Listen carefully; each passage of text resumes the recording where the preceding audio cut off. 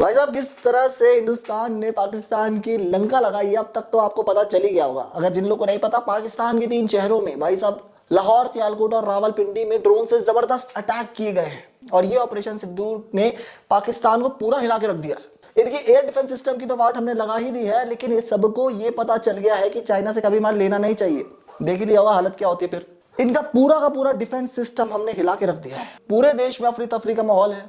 लाहौर में अकेले 3 drone attack हुए और जिसमें से पाकिस्तान का HQ-9 जो एयर डिफेंस सिस्टम है इनका पूरा खत्म हो गया। आलम इकबाल एरिया और जो सियालकोट के पास बॉर्डर पे जो सटे हुए एरियाज है वहां पर बहुत ज्यादा धमाकों की आवाज सुनाई दी गई। अभी भी पाकिस्तान की आर्मी को यह समझ में नहीं आ रहा कि ध्यान दे तो दे कहां, जो हम हमला कर रहे हैं वहां पर या इनके घर के अंदर जो अंदरूनी हमला चल रहा है बलूचिस्तान के द्वारा वहां पर, क्योंकि ये लोग तो अंदर से ही खाए जा रहे हैं बलोचों के द्वारा। और ऐसा ही चलता रहा ना, मुझे लगता है इंडिया को जीतने की भी जरूरत नहीं है, बलोच अपने आप ही इनका सफाया कर देगा।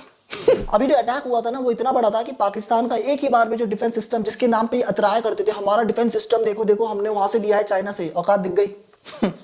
रावलपिंडी के उस बड़े स्टेडियम को जहां पर PSL का मैच होने वाला था, ड्रोन ने पूरी तबाह कर दिया। अब मैच तो कैंसिल हो ही गया है, सोचो वेन्यू भी शिफ्ट हो गया है। सोचो कितनी बड़ी बेइज्जती है यार। डेविड वार्नर वहां पर खेलने वाले थे, अब तो उनकी सिक्योरिटी पे भी सवाल उठने लगे हैं। इतना बड़ा झटका लगा है पाकिस्तान को जिसने कभी सोचा नहीं था। यूएसए ने तो साफ हाथ खड़े कर दिया। सुन लिया होगा यूएसए ने क्या कहा है ना।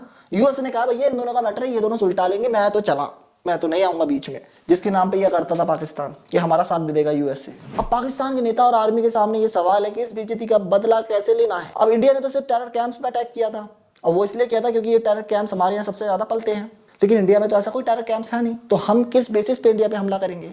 लेकिन करेंगे तो हम हैं क्योंकि हमारी बेसुर कबाल है। इस वजह से हमने भी अटैक करा हमारी यानी इंडिया की मिलिट्री कैंप्स पे।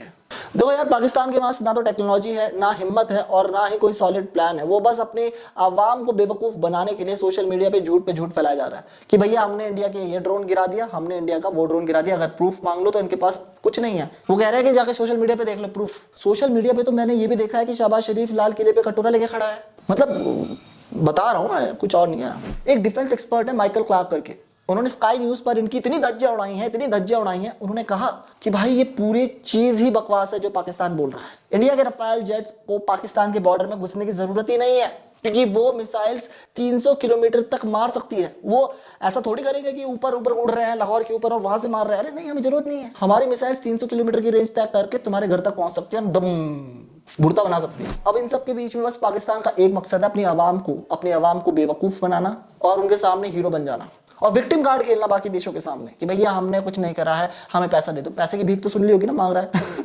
हमें रिटेलिएट करने के लिए पैसा चाहिए। पाकिस्तान के ना कुछ लोग ट्विटर पर अपना नाम बदलकर हिंदू नाम रख लेते हैं और फिर पुरानी फोटोज या वीडियोस डालकर हम इंडियंस को मिसगाइड करते हैं, हमारे में डर का माहौल फैलाते हैं कि ऐसा करते देखो पाकिस्तान ने, जबकि उसमें कोई सच्चाई होती नहीं है। इसका सबसे बड़ी सोल्यूशन है कि आप ग्रॉक से पूछ सकते हो ये कि वीडियो क्या ये वाकई में जस्टिफाइड है, वेरीफाइड है या नहीं है। अब देखो इनके पास और कुछ करने को तो है नहीं, ले दे के यही नौटंकी बची है। इसलिए मैं आप लोगों से दरखास्त करना चाहता हूं कि सोशल मीडिया पे किसी भी वीडियो पर और खासकर हिंदुस्तानी न्यूज मीडिया जो चैनल्स हैं इन पर भी एकदम से भरोसा ना करें, क्योंकि ये भी कुछ भी बक देते हैं जो होता नहीं है। कल बक दे के हम पूरी तरह से वॉर में। अरे भाई वो वॉर ऑफिशियली अनाउंस ही नहीं हुई अभी। हम हाँ ये कह सकते हैं वॉर में है, लेकिन ऐसा नहीं कह सकते कि हम पूरी तरह से वॉर में है।